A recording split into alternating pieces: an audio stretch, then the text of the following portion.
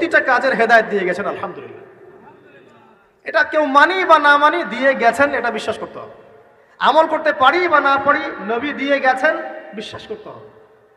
দলিল চাচ্ছেন, আপনি সহিহ বুখারী খোলেন, মুসলিম খোলেন, তিরমিজি, নাসাই, আবু দাউদ এগুলো খোলেন, দেখবেন আপনি ইস্তেঞ্জা করবেন কিভাবে, বসবেন কিভাবে, ঢোকার সময় কোন পা দিয়ে ঢুকবেন, বের হওয়ার সময় কোন পা দিয়ে বের হবেন, ইস্তেঞ্জা করার সময় কথা বলতে পারবেন কিনা, কতটুকু বলতে পারবেন, গোসল কেমন করে করবেন, ওযু কিভাবে করবেন, আপনি আগে কি পা থেকে শুরু করবেন নাকি হাত থেকে শুরু করবেন, কিভাবে নামাজ পড়বেন, আগে গিয়ে কি সেজদা করবেন নাকি ইকামত হবে, আজান হবে, আল্লাহু আকবার তাকবীর দিবেন, কিভাবে নামাজ শেষে বের হয়ে আপনি ব্যবসায় চলে যাবেন, কিভাবে আপনি ব্যবসা করবেন, কিভাবে চাকরি বাকরি করবেন, সমাজের মানুষের সাথে মেলামেশা করবেন, মানুষকে দিনের দাওয়াত দিবেন, ইভেন কিভাবে আপনাকে যদি আল্লাহ ক্ষমতা দেন আপনি কিভাবে সোসাইটি মেনটেন করবেন, সমাজ এবং রাষ্ট্র মেনটেন করবেন, প্রতিটা হেদায়েত খুঁটিনাটি কোরআন এবং সুন্নাহ দিয়েছে আমাদেরকে। এই বিশ্বাস আগে রাখতে হবে। এই বিশ্বাস না রাখলে কেউ মুসলিম হতে পারবে না। I am very sorry to say, এই বিশ্বাস না করলে কেউ মুসলিম হতে পারবে না। আগে বিশ্বাস, তারপরে কাজ করতে পারেন কিনা সেটা পরের ইস্যু। এবং আমি বলে দিচ্ছি, এই যুগে আপনি 100% পারবেন না, সিম্পল। এই যুগে আপনি 100% পারবেন না, এটা স্বাভাবিক। কারণ এই পুরো বিশ্বটা তো ইসলামাইজড না। পুরো বিশ্ব কি ইসলামাইজড? বরং পুরো বিশ্বটা কুফরের উপর আছে। কিসের উপর আছে? পুরো ওয়ার্ল্ডটাই কুফরের উপর আছে, পুরো ওয়ার্ল্ডটাই। একটা এক্সাম্পল দিয়ে আমি প্রমাণ করতে পারি, একটা এক্সাম্পল খালি। আল্লাহ পাক বলছে সূরা মুলক, রাতের বেলা পড়তে হয় না সূরা মুলক? রাতের বেলা সূরা মুলক পড়তে হয়, যে পড়বে তার কবরের আযাব হবে না ইনশাআল্লাহ। কবরের আযাব থেকে আল্লাহ পাক তাকে বাঁচাবেন ইনশাআল্লাহ। সূরা মুলক তেলাওয়াত করতে হবে রাতের বেলা। এই সূরার প্রথম আয়াতে আল্লাহ বলেছেন তাবারাকাল্লাযী, বরকতময় সেই আল্লাহ, বিয়াদিহিল মুলক, যার হাতে পুরো মহাবিশ্বের ক্ষমতা। কার ক্ষমতা? তাবারাকাল্লাযী বিয়াদিহিল মুলক, বরকতময় সেই আল্লাহ যার হাতে পুরো মহাবিশ্বের ক্ষমতা, সার্বভৌমত্ব। ক্ষমতার বাংলা কি বলতে পারি আমরা? এটাকে ইংরেজিতে আপনারা কি বলেন? আপনারা বলেন সভারেন্টি। কি বলেন? সভারেন্টি বিলংস টু আল্লাহ। এখানে সভারেন্টি বিলংস টু কি? আল্লাহ। কিন্তু এই পুরো বিশ্বের সার্বভৌমত্বের মালিক কি এখন আল্লাহর বাকি আছে? মানুষ নিজের হাতে নিয়ে নিয়েছে। কথা বুঝতে পারছেন না? পুরো বিশ্বে আল্লাহর সার্বভৌমত্ব চলে এখন, মানুষের সার্বভৌমত্ব চলে এখন। তো পুরো ওয়ার্ল্ডটাই কুফরের উপর আছে না? বিশ্বটাই কুফরের উপর। এখন বাদ দেন, এই ওয়ার্ল্ডে আপনি 100% ইসলাম ডিল করতে পারবেন না, সিম্পল।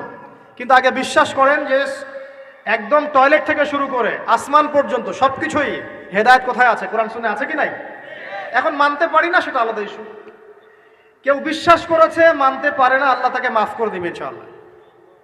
বিশ্বাস করেছি, মানতে পারিনি, আল্লাহ মানে বিশ্বাস করেছি, আমল করতে পারি নাই, হে আল্লাহ আমল করতে গিয়েছি, প্রতিবন্ধকতা পেয়েছি, সমাজ এমন ছিল না, বিশ্ব এমন ছিল না, আমি পারি নাই, আল্লাহ মাফ করে দাও। ইনশাআল্লাহ আল্লাহ মাফ করে দিবেন ইনশাআল্লাহ।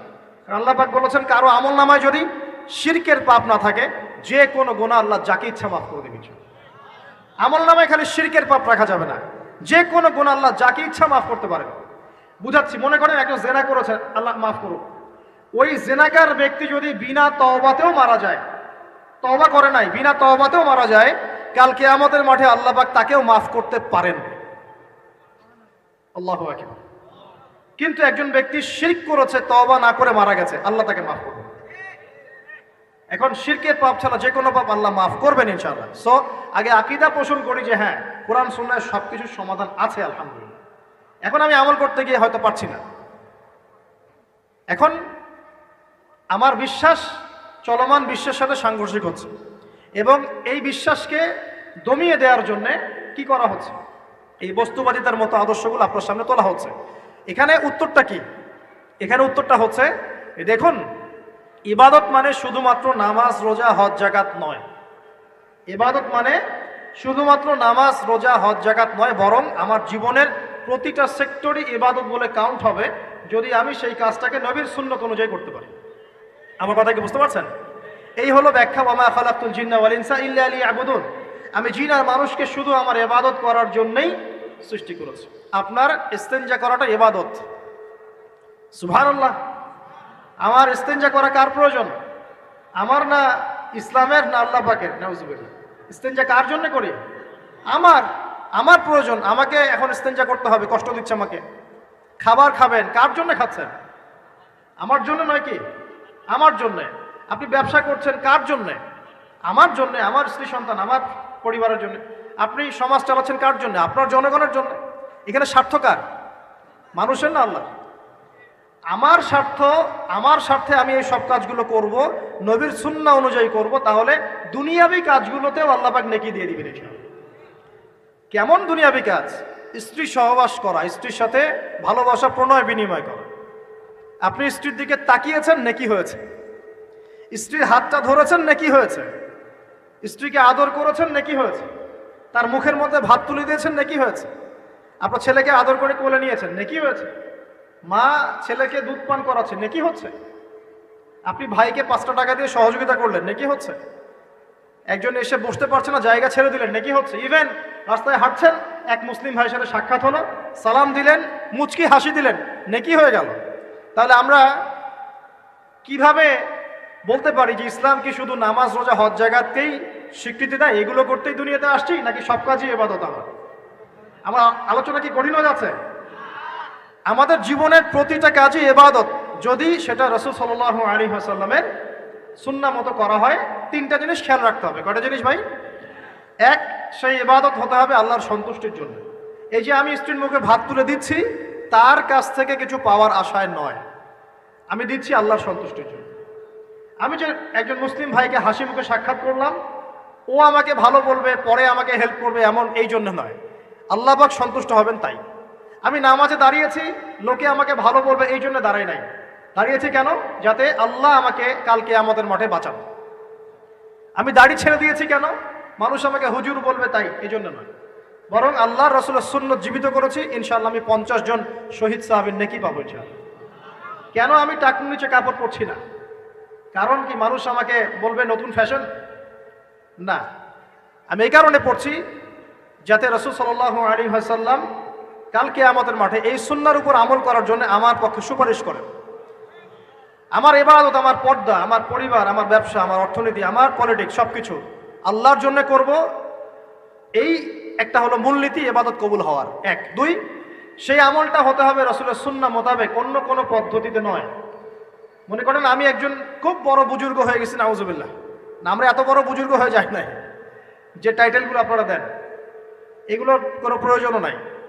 এখন একজন বড় বুজুর্গ এসে যদি আপনাকে কোনো ইবাদতের পদ্ধতি শিখিয়ে দেয়, এই পদ্ধতিতে ইবাদত করো অনেক ভালো হবে, কিন্তু ওই পদ্ধতির সাথে রাসূলের এবং সাহাবীদের পদ্ধতির কোনো মিল নাই। মুখরোচক মনে হলেও, দেখতে সুন্দর মনে হলেও, এবং অনেক মানুষ তা করছে এরকম দলিল থাকলেও সেই কাজটা করা যাবে না। কারণ কি? কারণ সেই কাজটা রাসূল সাল্লাল্লাহু আলাইহি ওয়াসাল্লামের সুন্নাহ মাফিক হয়নি। আল্লাহ রাসূল করেন নাই, সাহাবীরা করেন নাই, বাস আমি করব না, সিম্পল। ইমামরাও করেন নাই, পরবর্তী জেনারেশনে কেউই করেন নাই। এখন যত ভালো টাটকা মজা লাগুক, দেখতে সুন্দর লাগুক, বহু মানুষ করছে, এইসব দলিলে ইসলাম টিকবে না। আল্লাহ পাক বোঝার তৌফিক দান করুন। 1 নম্বর শর্ত আল্লাহর সন্তুষ্টির জন্য হতে হবে। 2 নম্বর রাসূলের পদ্ধতিতে হতে হবে। 3 নম্বর খুব ডিফিকাল্ট, 3 নম্বরটা বেশি ডিফিকাল্ট। প্রথম 2টা পার হয়ে গেলেও 3 নম্বরে গিয়ে আমরা আটকে যাচ্ছি আর কি। বলবো? রাগটাগ করবেন না তো?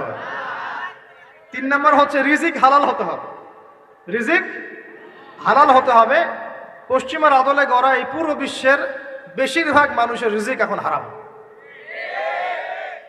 কেন হারাম? কারণ কোনো না কোনোভাবে আমরা সুদের সাথে সম্পৃক্ত হয়ে যাচ্ছি, কোনো না কোনোভাবে। আর নবীজি অনেক আগেই বলেছিলেন, 1400 বছর আগে, যে একটা জামানা তোমাদের সামনে আসবে, যে মানুষ সুদ খেতে চাইবে না তার গায়েও সুদের ছিটাফোঁটা গিয়ে লাগবে। লাগছে কিনা? এখন আপনি খেতে চাইবেন না, আপনাকে মেসেজ পাঠিয়ে দেওয়া হবে আপনার অ্যাকাউন্টে এত টাকায় যোগ হয়েছে। কি করবেন এখন? টাকাটা আপনি সুদের টাকা। সুদের টাকা মানে কি?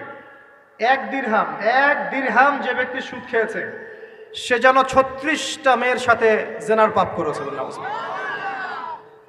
সহিহ বুখারী হাদিস, একদম অকাট্য, সহিহ, সনদ সহিহ, এমন না জয়ীফ জাল, এমন নয়। 1 দিরহাম যে ব্যক্তি সুদ খেয়েছে সে যেন 36 বার জেনা করলো, নবী সাল্লাল্লাহু আলাইহি ওয়াসাল্লাম বলেছেন। আর এই হাদিস তো আপনারা জানেন যে সুদের পাপের 73টা শাখা আছে। নিচের শাখা হচ্ছে মায়ের সাথে জেনা করা, মাকে বিয়ে করা, আর উপরের শাখা হচ্ছে আল্লাহ এবং তার রাসূলের সাথে যুদ্ধ করা। এগুলো অবলীলায় করছি আমরা। আর নবীজি বলছেন 4 শ্রেণীকে আমি অভিশাপ দিয়ে গেলাম। আল্লাহর নবী অভিশাপ দিয়ে গেলেন মানে সে জাহান্নামে যাবে, কোনো অবস্থাতেই জান্নাতে যাবে না। ইল্লা মাশা আল্লাহ, এক যে সুদ খায়, দুই যে সুদ দেয়, তিন সাক্ষী থাকে, চার লিখে রাখে। এখন বলেন এই সিস্টেমের বাইরে কতজন মানুষ আছে? এর বাইরে আবার আছে যাকাত না দেয়া, সম্পদ হারাম হয়ে যাচ্ছে। এর উপর আবার আছে ঘুষ। ঘুষ জানাদির অনেক সময় চাকরি বাকরি হয় না। আস্তে আস্তে এগুলো আমরা ট্রেডিশন বানিয়ে নিয়েছি। এক সময় আমরা, শোনেন, এটাকে বলা হয় নিউট্রালাইজেশন, মানে স্বাভাবিকীকরণ। খুব কঠিন টার্ম বলে ফেলছি মনে কিছু কিছু। যেমন আগে ধর্ষণ হলে আমরা খুবই সোচ্চার ছিলাম এবং সারা এলাকা ফেটে যেত, এত বড় কথা। কেউ মাপে কম দিলে, ধরা পড়লে চক্ষু লজ্জায় সে সমাজে চলতে পারতো না। কেউ চুরি করলে চক্ষু লজ্জায় বের হতে পারতো না। আস্তে আস্তে আস্তে আস্তে আস্তে আস্তে এই যে মাপে কম দেয়া বলেন, সুদ বলেন, জেনা বলেন, আস্তে আস্তে পাপগুলোকে আমরা নিউট্রালাইজেশন করে ফেলেছি, নিউট্রালাইজ হয়ে গেছে। হ্যাঁ, দর্শন ডেইলি 4-5টা হয়, সুদ সবাই খায়, আমিও খাই, জেনা তো সবাই করে, বয়ফ্রেন্ড গার্লফ্রেন্ড ফ্রি মিক্সিং আছে, আমি করলে সমস্যা কি? ওর তো 4টা, আমার তো মাত্র একটা। ওর চেয়ে আমি ভালো। ওর 5টা বয়ফ্রেন্ড, আমার তো একটা। ওর 4টা গার্লফ্রেন্ড, আমার তো একটা। আমি তো ভালো। আমার ছেলে খুব ভালো, শুধু মাঝে মাঝে একটু ড্রিঙ্কস করে, ব্যাপারটা এরকম আর কি। তো এই যে পাপকে নিউট্রালাইজেশন করা হচ্ছে আস্তে আস্তে, স্বাভাবিকীকরণ। এই ফ্লোতে আমরা মোটামুটি সবাই পড়ে গিয়ে এখন রিজিক হারাম হয়ে যাচ্ছে। ঘুষ দিতে হয় না, চাকরি হবে না।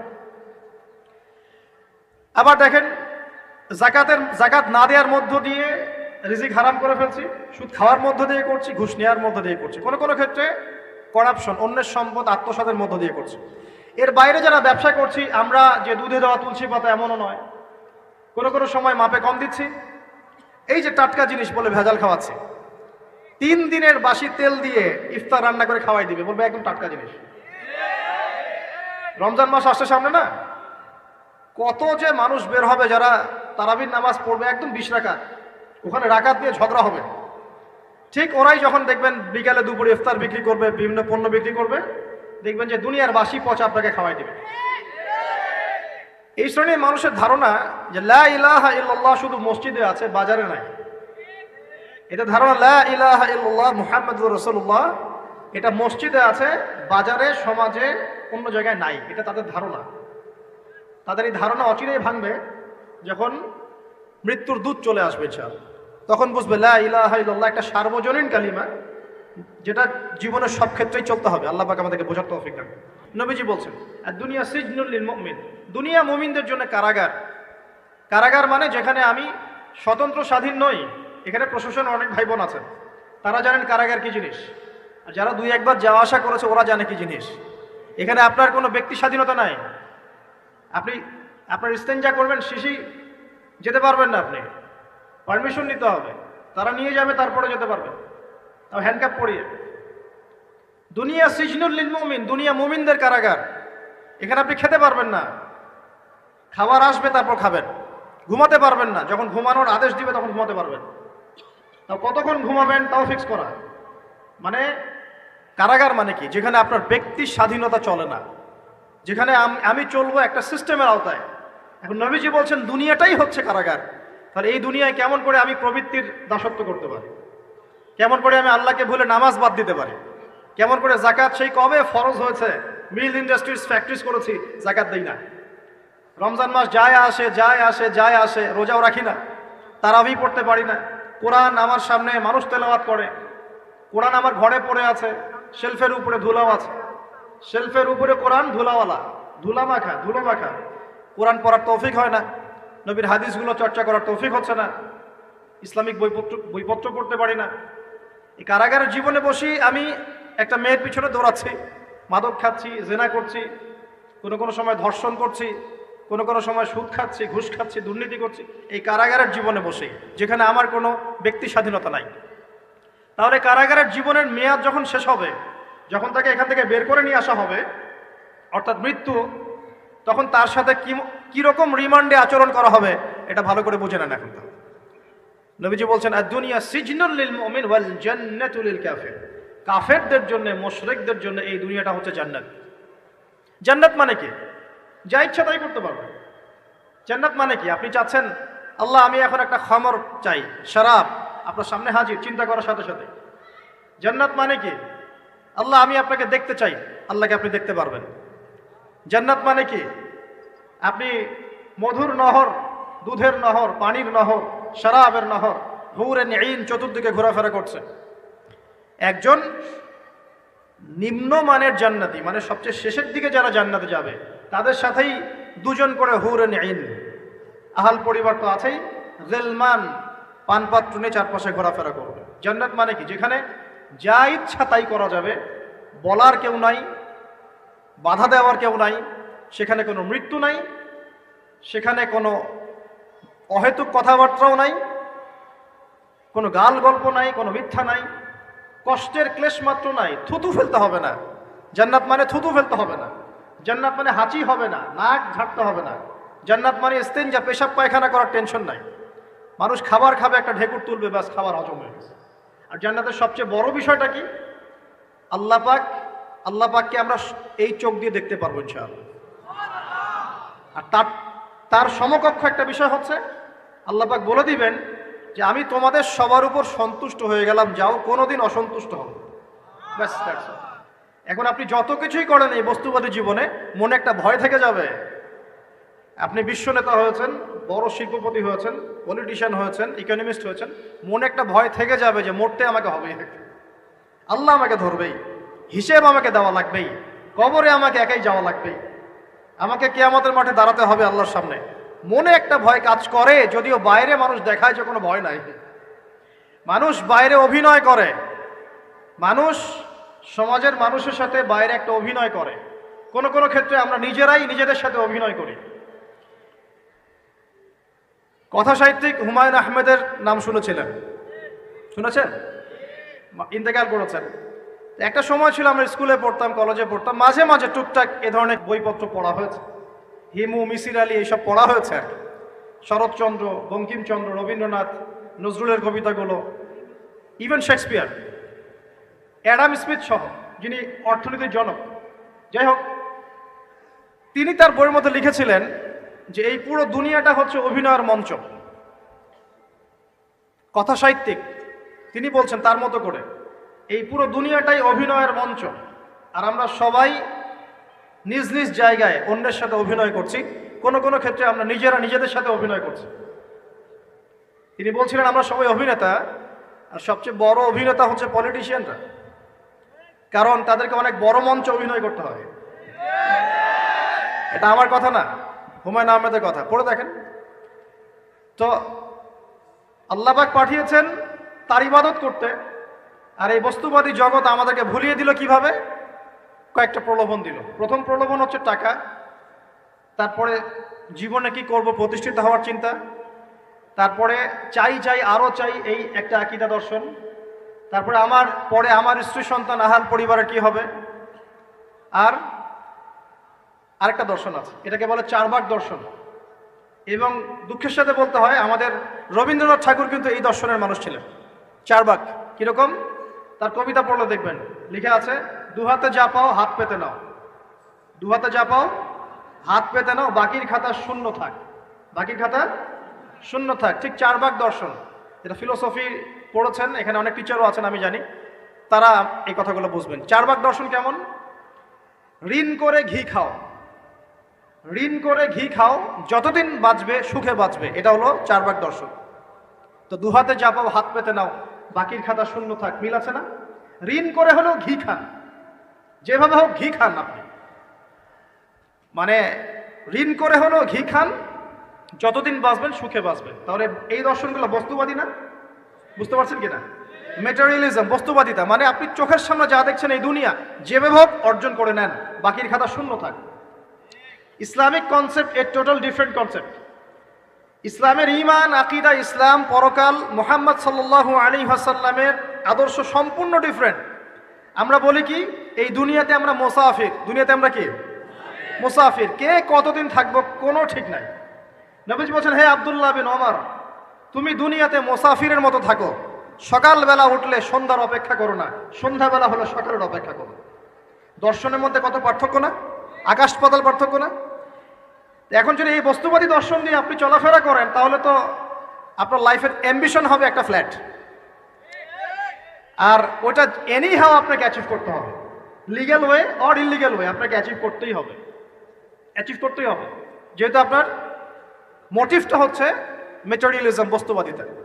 আর নবী সাল্লাল্লাহু আলাইহি ওয়াসাল্লাম কি বলছেন? সকালে ঘুম থেকে উঠলে সন্ধ্যার অপেক্ষা করো না, সন্ধ্যাবেলায় থাকলে সকালের অপেক্ষা করো না। তুমি দুনিয়াতে মুসাফিরের মতো থাকো, তোমার যতটুকুতে দুনিয়া চলে যায় এতটুকুতে সন্তুষ্ট থাকো।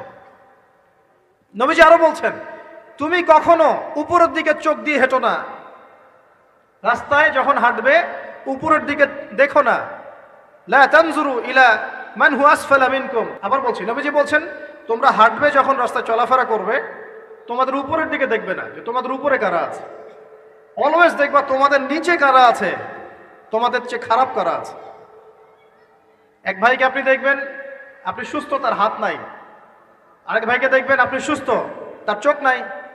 এক ভাইয়ের পা প্যারালাইজড হয়ে গেছে, এক ভাইয়ের বডি প্যারালাইজড, একজন হার্টের রোগী, একজন ডায়াবেটিসের রোগী। আপনি সুস্থ আছেন, অথচ ওই ব্যক্তির অনেক টাকা পয়সা আছে, আপনার নাই। এখানে কে ধনী বলেন দেখি, আপনি না সে? আপনার সুস্থতা আছে। আরেক ভাইয়ের অনেক বড় বড় ফ্ল্যাটস, কিন্তু আপনার এতটুকু নাই, ছোট্ট একটা বাসা। আপনার কষ্ট লাগে, আমারও যদি এমন হতো। ওই বাসায় গিয়ে দেখলেন যে ইন্টারনালি সে ব্যক্তি সুখে নাই, তার পরিবারে অশান্তি, তার পরিবারে হৃদ্যতা ভালোবাসার বন্ধন নাই, আপনার পরিবারে আছে। একটা রিক্সাওয়ালা সারাদিন রিক্সা চালিয়ে 500-1000 টাকা আর্ন করে বাসায় চলে গেল, গিয়ে বাসা আলু ভর্তা, ডিম ভাজা, ডাল দিয়ে ভাত খাচ্ছে, সুখে আছে দিব্যি, বউয়ের সাথে গল্প করছে, চাঁদ দেখছে। আর সেই তো কবে আপনি ওয়াইফ কিনে চাঁদ দেখেছেন ঠিক নাই। আপনি টাকা অর্জন করার নেশায় বছরের পর বছর স্ত্রী থেকে দূরে আছে, দেখারই সৌভাগ্য হয় না। যখন আমরা আল্লাহকে পাবো, আল্লাহ পাকের ইবাদতের মধ্য দিয়ে, রাসূলের সুন্নতের মধ্য দিয়ে অল্পে তুষ্ট থাকতে পারবো, যা আছে এতে শুকরিয়া আদায় করব, আপনার চেয়ে সুখী মানুষ দুনিয়াতে কেউ নাই দুনিয়াতে। কিন্তু বস্তুবাদিতা আপনাকে এই আকীদা ও আদর্শ থেকে সম্পূর্ণ ডিমোটিভেট করে দেবে। আপনাকে খালি চাই আরো চাই। ওই যে দু হাতে যা পাও হাত পেতে নাও, বাকির খাতা শূন্য থাক। আর আমাদের দর্শন, দু হাতে যা পাও হাত পেতে নাও না, বরং দুনিয়াতে যতটুকু পাও এতটুকুতে সন্তুষ্ট থাকো, বাকির খাতা শূন্য থাক না, বাকির খাতা পূর্ণ হোক। মানে পরকালটা বাকির খাতা না, পরকালের বাকির খাতাটা পূর্ণ হোক, প্রয়োজনে দুনিয়ার সব চলে যায় যাক। মাহফিল অ্যাপ, একজন মুসলিম হিসেবে মাহফিল অ্যাপ ব্যবহার করা আমাদের ঈমানি দায়িত্ব। প্রয়োজনে দুনিয়ার সব যদি চলেও যায় যাক, তারপরে বাকির খাতা কি হোক? পূর্ণ হোক। এটাই আল্লাহ রাব্বুল আলামিন সূরা আ'লার মধ্যে বলছেন, বাল তুসিরুনাল হায়াতাদ দুনিয়া, তোমরা এই দুনিয়ার জীবনটাকেই প্রাধান্য দিয়ে থাকো। ওয়াল আখিরাতু খায়রুন ওয়া আবকা, কিন্তু আখিরাত হচ্ছে সবচেয়ে উত্তম এবং চিরস্থায়ী। তো প্রিয় ভাই এবং বোনেরা যারা আলোচনা শুনছেন, আজকে আমাদের প্রথম সবক হওয়া উচিত দুনিয়ার নেশায় আমরা না পড়ি। আল্লাহ পাক আমাদেরকে তৌফিক দান। এর মানে এই না আমরা দুনিয়ার প্রোগ্রেসে যাব না, অবশ্যই যাব, আমরা অবশ্যই যাব। পুরো ন্যাশন জাতিগতভাবেই আমাদেরকে এই ওয়ার্ল্ডের সমকক্ষ তো হতে হবে, হবে কি না? আমরা কি ওয়ার্ল্ডের সমকক্ষ হতে পেরেছি? আপনাদের কি মনে হয় যে মিলস, ইন্ডাস্ট্রিজ, ফ্যাক্টরিজ, সেতু, ফ্লাইওভার এইগুলো করলেই মনে হয় যে ওয়ার্ল্ডের সমকক্ষ হওয়া যায়? প্রত্যেক জনগণ ভিতর থেকে সুখী কিনা, তাদের অন্ন, বস্ত্র, চিকিৎসা, শিক্ষা, বাসস্থান, এই যে মৌলিক চাহিদা, বেকারত্ব ঘোচানো, 3 বেলা খেয়ে পরে বাঁচা, জীবনের অধিকার, সিকিউরিটি, এই জিনিসগুলো আমাদের নিশ্চিত হচ্ছে কিনা, এটা হচ্ছে আপনার উন্নতির মানদণ্ড। উন্নতির মানদণ্ড কি? আমরা এখন যেখানে আছি না, 1776 সালে অ্যাডাম স্মিথ তার চেয়ে আগের জায়গায় ছিল। 1776 সালে অ্যাডাম স্মিথ একটা বই লিখেছেন, তার নাম হচ্ছে যে দ্য ওয়েলথ অফ নেশন, এই কিভাবে একটা রাষ্ট্রের ওয়েলথ ফাংশন করে। ওই 1776 সালে তিনি যে চিন্তাগুলো করেছেন, এখন পর্যন্ত আমরা সেই চিন্তা বাস্তবায়ন করতে পারি নাই।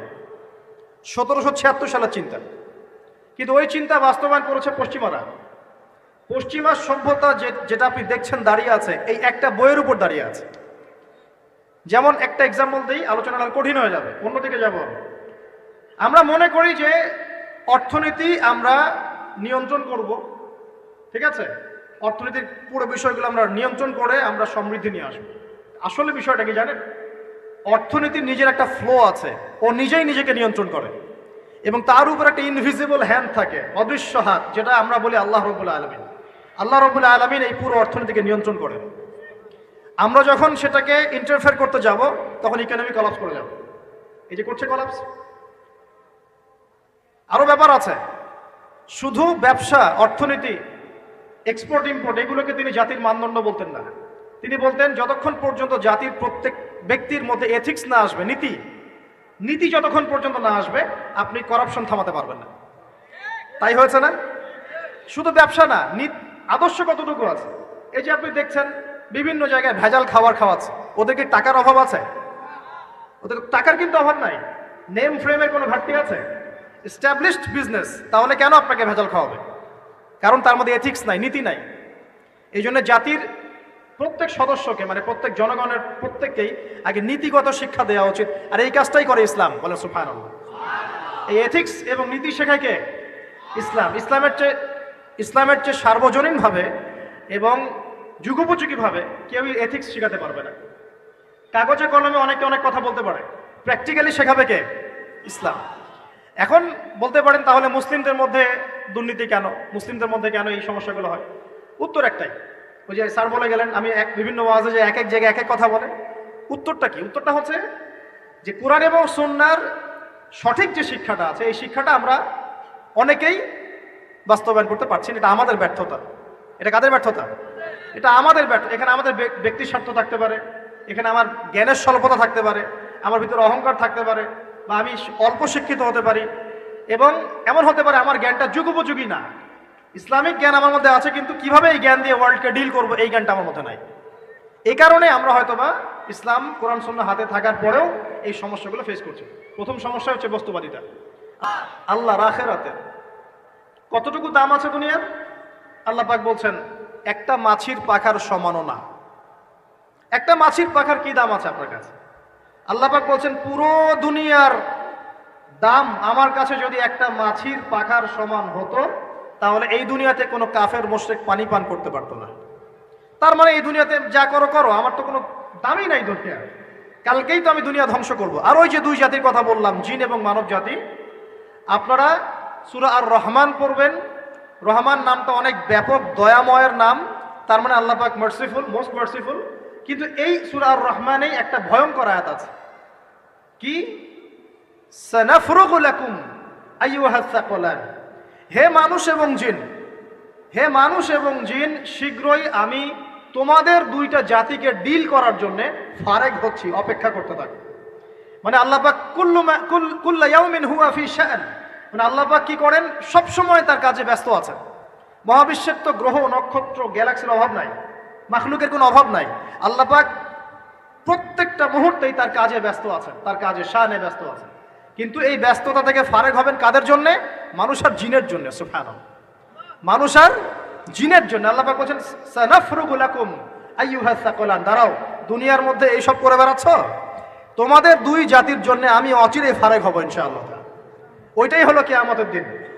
যদি ওই দিনটা আমরা মাথায় রেখে চলি, ইনশাআল্লাহ আমরা কেউ বস্তুবাদী হব না ইনশাআল্লাহ। আল্লাহ পাক আমাদের সবাইকে দুনিয়া মুসাফিরের মতো থাকার তৌফিক দান করুন। আমরা উন্নতি করব, অবশ্যই অগ্রগতি করব, আমরা সবকিছুই করব, কিন্তু দুনিয়ার পূজায় ডুবে যাব না। এটা একটা বড় চ্যালেঞ্জ।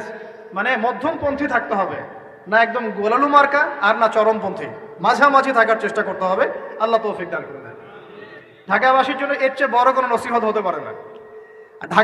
ঢাকার মতো যত মানে সিটিজ, মেগা সিটিজ আছে সারা ওয়ার্ল্ডে, তাদের জন্য এটাই প্রথম নসিহত, বস্তুবাদিতা ত্যাগ করতে হবে। বস্তুবাদিতা।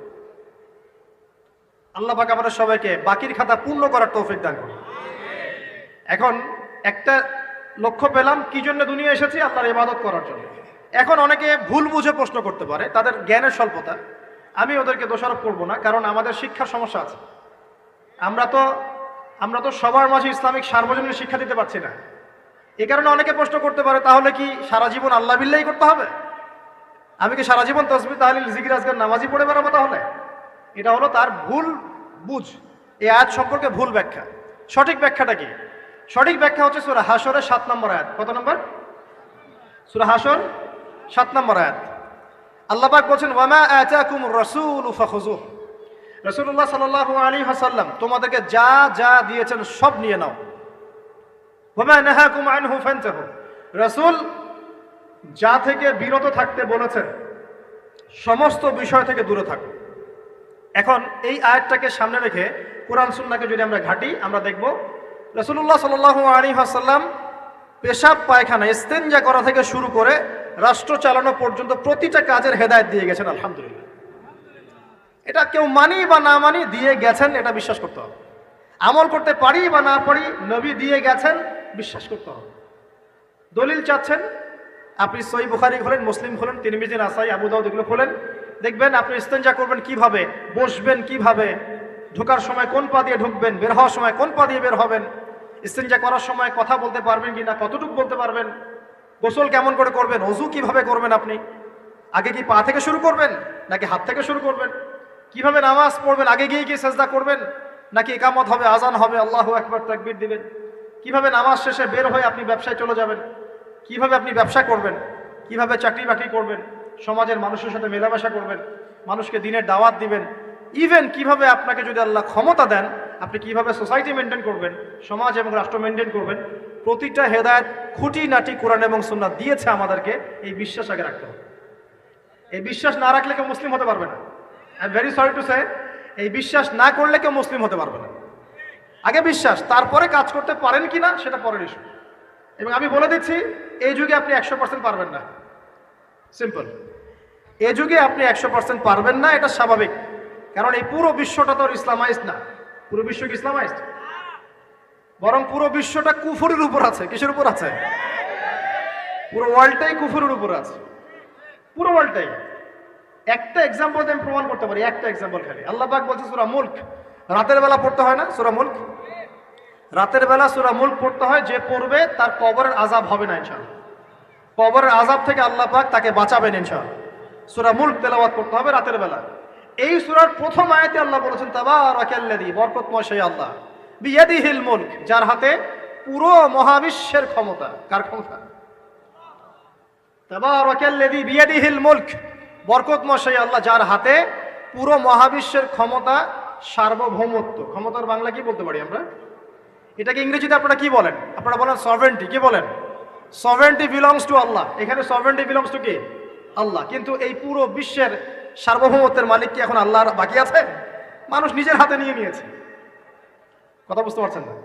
পুরো বিশ্বে আল্লাহর সার্বভৌমত্ব চলে এখন, মানুষের সার্বভৌমত্ব চলে এখন। তো পুরো ওয়ার্ল্ডটাই কুফরের উপর আছে না? বিশ্বটাই কুফরের উপর। এখন বাদ দেন, এই ওয়ার্ল্ডে আপনি 100% ইসলাম ডিল করতে পারবেন না, সিম্পল। কিন্তু আগে বিশ্বাস করেন যে একদম টয়লেট থেকে শুরু করে আসমান পর্যন্ত সবকিছুই হেদায়েত কোথায় আছে, কোরআন শুনে আছে কি নাই? এখন মানতে পারি না, সেটা আলাদা ইস্যু। কেউ বিশ্বাস করেছে, মানতে পারে না, আল্লাহ তাকে মাফ করে দিবে ইনশাআল্লাহ। বিশ্বাস করেছি, মানতে পারিনি, আল্লাহ মানে বিশ্বাস করেছি, আমল করতে পারি নাই, হে আল্লাহ আমল করতে গিয়েছি, প্রতিবন্ধকতা পেয়েছি, সমাজ এমন ছিল না, বিশ্ব এমন ছিল না, আমি পারি নাই, আল্লাহ মাফ করে দাও। ইনশাআল্লাহ আল্লাহ মাফ করে দিবেন ইনশাআল্লাহ। আল্লাহ পাক বলেছেন, কারো আমল নামায় যদি শিরকের পাপ না থাকে, যে কোনো গুনাহ আল্লাহ যাকে ইচ্ছা মাফ করে দিবেন।